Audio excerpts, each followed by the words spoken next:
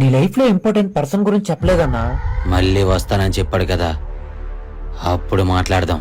Lawyer గారు, మీరేం చేస్తారో నాకు తెలియదు. శివన్న మీద ఉన్న ప్రతి కేసుని బయటికి తీయండి. నేను చూసుకుంటా. తప్పు చేసావురా, చాలా పెద్ద తప్పు చేసావు. నువ్వు వాడి జోలికెళ్ళి చాలా పెద్ద తప్పు చేసావు. వాడెవడో తెలుసా? శివన్న కొడుకురా.